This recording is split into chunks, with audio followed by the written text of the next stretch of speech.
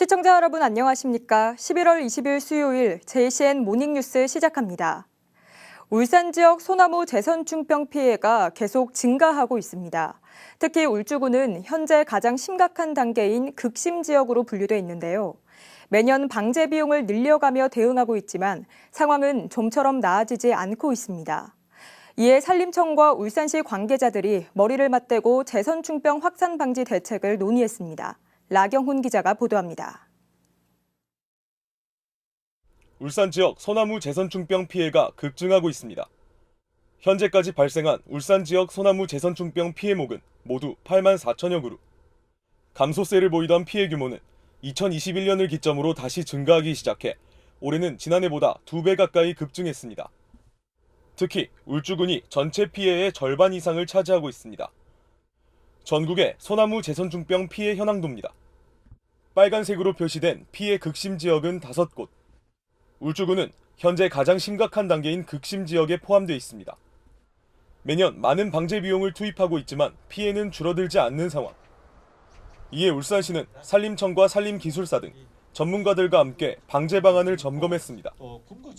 울주군은 지방 재원만으로는 한계가 있다며 정부의 적극적인 예산 지원을 요구했습니다. 지방 재원으로서는 이 재해에 대비하기 위해서는 상당히 부족합니다. 그런데 지원 금액은 우리 지방배에 비해가 너무나 협소합니다. 우리가 예방하기에는 많이 부족한 편입니다. 산림청은 지금이 재선충병 확산을 막을 수 있는 골든타임이라며 예산 지원과 함께 방제 역량 강화를 약속했습니다. 반복적인 방제보다는 소나무류를 다른 수종으로 지역에 적합한 다른 수종으로 전환하는 방식으로 시군 같이 묶어서 방제 전략을 거시적으로 짜서 실행하고자 하고 있습니다. 또 울산시가 예찰 인력을 제공하면 산림청은 예찰 기술을 지원하고 예찰 방재단과 드론 등을 활용한 항공예찰을 적극 활용하기로 했습니다. 앞으로 발생할 것으로 예상되는 감염목은 울주군에서만 27만 그루. 해마다 방제 작업에 집중하고 있지만 피해는 계속 증가하는 상황에서 이번 대책이 얼마나 효과를 발휘할지 관심이 모아지고 있습니다. JCN 뉴스 라경훈입니다. 어제부터 가을철 대형 산불 방지를 위해 울주군이 드론 산불 감시단을 운영합니다. 울주군은 민간단체인 나물주 드론봉사단의 지원을 받아 어제 7명으로 드론 산불 감시단을 구성하고 내년 5월까지 울주군 서생면 화산리와 온양읍 동상리 일대의 산림지역에 대해 드론 감시 활동에 들어갔습니다. 특히 드론 감시단은 쓰레기나 논밭 소각 행위와 사람이 접근하기 힘든 구역을 중심으로 산불 감시 활동을 할 계획입니다. 현대자동차 울산 공장에서 질식 사고로 연구원 3명이 숨지는 사고가 발생했습니다. 경찰에 따르면 어제 오후 3시 17분쯤 현대차 4공장 전동화 품질사업부에서 복합환경 챔버 차량 테스트 중 현대차 소속 연구원 2명과 외부 연구원 1명 등 3명이 쓰러졌다는 신고가 접수됐습니다. 경찰은 이들이 낮 12시 50분쯤 실험실에 들어갔으나 주행시험 이후 나오지 않아 확인하니 차량 내부에 쓰러져 있었다는 관계자의 말에 따라 정확한 사고 경위를 조사 중입니다. 아슬란 아스카르 주 부산 카자흐스탄 총영사가 어제 오후 울산시를 방문해 김두겸 시장과 지방정부 간 교류 협력 방안 등을 논의했습니다. 아슬란 아스카르 총영사는 이어 한국무역협회 울산지역 본부를 방문해 울산 수출기업 관계자들과 간담회를 갖고 울산 지역 수출기업들이 신흥시장으로 진출할 수 있도록 지원 방안 등을 논의했습니다. 한편 울산시는 지난 2010년 카자흐스탄 카라간다주와 우호 협력 도시를 맺고 지역 축제에 초청하는 등 교류를 이어오고 있습니다. 울산문화관광재단은 아시아 태평양 도시의 고유한 창작음악을 소개하고 교류하는 2024 울산 에이팜을 오는 20일부터 24일까지 유에코에서 개최합니다. 지난 2012년부터 시작해 올해로 13회째를 맞는 울산 에이팜은 그동안 지역과 국내 공연팀의 해외 진출과 아시아 태평양 주요 도시들의 교류를 위한 소통 창구 역할을 해왔습니다. 올해는 전문가 프로그램으로 울산 에이팜 포럼과 해외 진출 창구인 비즈니스 미팅 행사가 열립니다. 공연 프로그램으로는 울산과 해외 아티스트가 출연하는 로컬리티와 국내 창작 공연팀이 참여하는 쇼케이스, 그리고 13개 공연팀이 출연하는 에이팜 초이스 등이 마련됩니다. 중구청이 원도심 일대 21만여 제곱미터를 상권 활성화 구역으로 지정하는 행정 절차를 추진합니다. 상권 활성화 구역 지정은 울산에선 처음으로 시행되는 것으로 중구청은 이 구역에 대한 정비 계획을 수립해 정부의 상권 활성화 지원 사업인 상권 르네상스 사업 공모에 응모할 계획입니다. 지원 분야는 일반 상권 또는 도시명 소형 상권이며 공모 사업에 선정되면 5년 동안 국비 50%, 지방비 50% 비율로 최대 100억 원까지 사업비를 지원받을 수 있습니다. 요즘 쌀 소비량이 급감하면서 농가의 시름이 늘고 있는데요. 어제 울산시와 농협울산본부가 시민화합과 울산쌀 소비 촉진을 위한 이색 행사를 마련해 눈길을 끌었습니다. 일명 화합의 쌀 만들기라는 명칭이 붙은 이색 행사장으로 전우수 기자가 안내합니다. 지난 5월 울산시가 청사마당에 전국에서는 처음으로 논정원을 만들었습니다. 논정원에는 오리와 닭, 잉어가 논일고 뜨거운 햇살을 피하기 위한 정자도 만들었습니다. 먹거리의 소중함과 더불어 잊혀가는 추억의 공간을 시민들에게 제공하면서 전국적인 이목을 끌었습니다. 당시 논정원에 심어진 모의 명칭은 청렴한 공직문화를 조성하자는 취지에서 청렴미라고 명명됐고, 지난 10월에는 풍성한 가을거지 행사도 하면서 청렴의 의미를 다시금 되새겼습니다. 이번에는 이렇게 수확한 청렴미와 별을 재배하는 울산 지역 118개 법정마을에서 수확한 쌀을 한데 모으는 화합의 쌀 만들기라는 이채로운 행사가 열렸습니다. 울산 시민의 마음을 하나로 모아 화합하자는 염원이 담겼습니다. 면 안에 있는 마을마다 전체를 모아서 화합하는 그런 의미에서 오늘 행사를 갖게 되었습니다. 지역과 마을을 대표하는 단체장과 조합장들은 지역에서 생산된 쌀을 화합의 쌀함이라 이름 붙은 투명한 통에 쌀 생산지를 크게 외치며 차례로 붓습니다. 김두겸 시장도 지난봄부터 가을까지 정성으로 수확한 청년미를 화합의 쌀함에 붓습니다. 시청쌀 청년미 들어갑니다. 통에 부어진 쌀은 울산 시민의 화합과 번영의 염원을 담아 골고루 섞입니다. 울산시와 농협은 이번 행사에서 모아진 화합의 쌀을 백설기와 가래떡 등으로 만들어 구군별 어려운 이웃들과 어르신들에게 제공할 예정입니다.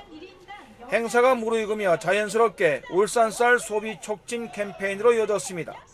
농협은 1인당 연간 쌀 소비량 60kg 수준을 회복하기 위해 범국민 아침밥 먹기 운동 등 쌀 소비 촉진 운동을 실시하고 있습니다. 쌀 소비의 중요성을 널리 알리고 보다 많은 분들이 쌀을 즐겨 찾을 수 있도록 하는 노력이 필요합니다. 이 노력의 중심에 오늘 이 자리가 소중한 첫걸음이 될 것이라 믿습니다. 그래 역시 울산 쌀 등 저마다 쌀 소비 촉진을 다짐하는 피켓을 들며 쌀 소비 촉진 운동에 시민들의 동참을 호소했습니다. 행사 참가자들은 한결같이 이번 행사가 쌀 소비 촉진과 시민화합을 더욱 다지는 계기가 되기를 기원했습니다. JCN 뉴스 전우수입니다. 국민의힘 사무총장 사범수 의원은 지난 18일 여성가족부 소관 2025 예산안 심사에서 아이돌봄 서비스 사업에 대해 3자녀 이상 가구에 추가 지원이 필요하다며 내년도 예산 증액을 주장했습니다. 서 의원은 아이돌봄 사업 중에서도 2자녀 이상 다자녀 가구에 대해서는 본인 부담금의 10%를 추가로 지원해 자녀 양육 비용 부담을 덜고 있다며 3자녀 이상 가구에 대해서도 차별화된 지원이 필요하다고 강조했습니다. 서 의원은 또 최저임금을 간 넘기는 수준의 아이돌봄이 활동수당이 아이돌봄이 부족의 원인이 되고 있다면서 아이돌봄이 사업 수혜 대상뿐만 아니라 아이돌봄이에 대한 처우 개선으로 사업 실행 여건부터 갖춰야 한다고 주장했습니다. 울산 중구의회가 올해 마지막 회기 일정에 돌입했습니다. 중구의회는 어제 본회의를 시작으로 오늘부터 오는 28일까지 각 상임위원회별로 행정사무감사를 진행하고 다음 달 12일까지 내년도 당초 예산안과 제3회 추경 예산안도 심의할 예정입니다. 울주군의회가 민생조례 제정안과 개정안을 잇따라 입법 예고했습니다. 노미경 의원이 발의한 장기 요양종사자 돌봄활동수당 지급 조례안은 장기 요양 종사자에게 월 5만 원의 돌봄활동수당을 지급하는 내용을 담고 있습니다. 또 김상용 의원과 노미경 의원이 공동 발의한 울주군 장수축하물품 지급에 관한 조례안은 100세가 되는 어르신들에게 50만 원 상당의 장수축하물품을 지급하는 내용을 담고 있습니다. 이 밖에 대상포진 예방접종 무료 대상자를 50세 이상 전 울주군민으로 확대하는 내용의 예방접종 지원조례 전부 개정 조례안도 입법 예고했습니다. 울산대학교 병원이 보건복지부와 질병관리청 등이 공동으로 주관하는 국가통합 바이오 빅데이터 구축 사업의 참여기관으로 선정됐습니다. 이 사업은 유전체 데이터와 개인 건강정보 등 국민 건강 데이터를 통합해 질병을 예측하는 대규모 국책 사업으로 오는 2028년까지 한국인 100만 명의 바이오 데이터 구축을 목표로 합니다. 울산대병원은 신장내과 이종수 교수를 연구 책임자로 5년간 15,000명의 일반 국민 참여자를 모집해 임상정보 생산과 검체 채취 등의 사업을 수행하게 됩니다. 울산 응급의료 지원단 사무실 개소식이 어제 남구 돛진로 현장에서 있었습니다. 울산 응급의료 지원단은 빠르게 안전하게 생명을 구하다의 약칭인 3S 원콜 OK 응급의료 시스템 구축을 비전으로 응급의료 정책 개발과 데이터 분석 등 지역 응급의료 관리 역할을 수행합니다. 울산 응급의료 지원단은 지난해 5월 울산시 응급의료에 관한 조례 개정을 근거로 올해 6월 운영기관 공개 모집을 통해 국립중앙의료원이 수탁 운영기관으로 선정돼 지난 7월 출범했습니다. 우리 주변을 깨끗하게 만드는 환경 공무직을 떠올리면 가장 먼저 빗자루질이 생각납니다. 하지만 빗자루질이 여간 고된 작업이 아니라 환경 공무직의 복지 문제가 꾸준히 제기돼 왔죠. 울산 남구청이 일일이 빗자루질을 해야 했던 환경 공무직의 업무 부담을 덜기 위해 울산에서 처음으로 진공 노면 청소기를 도입했습니다. 일종의 대형 진공 청소기라고 보면 되는데요. 전동훈 기자가 보도합니다. 사람만한 대형 진공청소기가 낙엽이 가득 쌓인 거리를 지나갑니다. 흡입기를 갖다 대자 낙엽과 쓰레기가 순식간에 빨려 들어갑니다. 남구청이 울산에서 처음으로 도입한 친환경 진공 노면 청소기입니다. 40m 정도의 인도 양쪽을 사람이 청소한다면 20에서 30분 정도 걸리지만 노면 청소기로 청소하면 10분 내로 단축할 수 있습니다.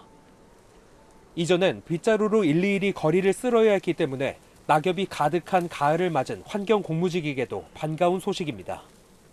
빗자루질로 길거리에 담배꽁초나 전단지 등을 청소하기가 어려웠는데 노면 청소기를 이번에 들어와서 사용하면 금방 청소할 수 있을 것 같고, 전기로 작동해 탄소를 배출하지 않는 친환경 청소기는 한 번 충전에 최대 16시간 동안 사용 가능합니다.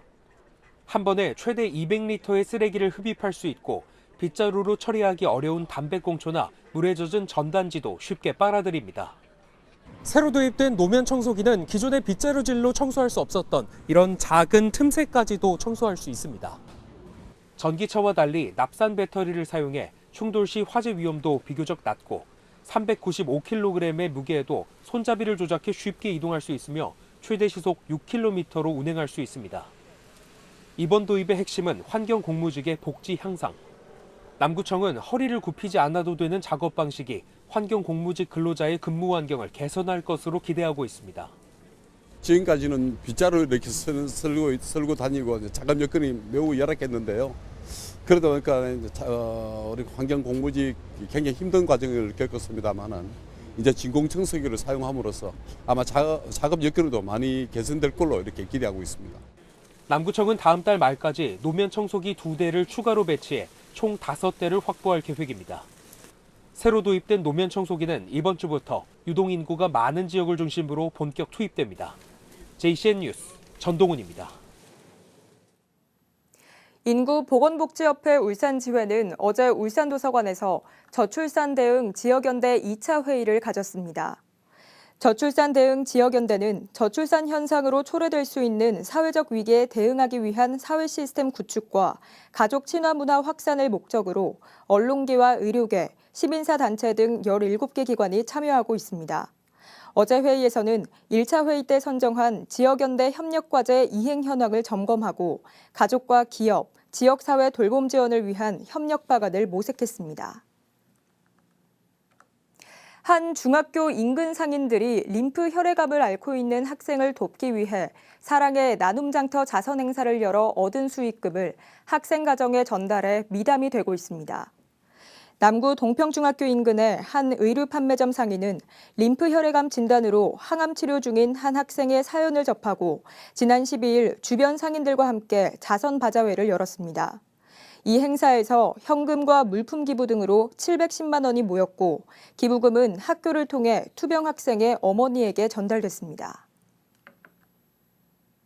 울산시가 올여름 추진한 2024 여름철 자연재난 대책 결과 인명피해는 한 명도 없었고 재산피해만 400만 원으로 역대 최소 피해를 기록했다고 밝혔습니다. 특히 2016년 태풍 차바 이후 울산에서는 8년째 인명피해가 발생하지 않았으며 재산피해도 전년도 3억 1천만 원 대비 약 97% 감소한 수치입니다.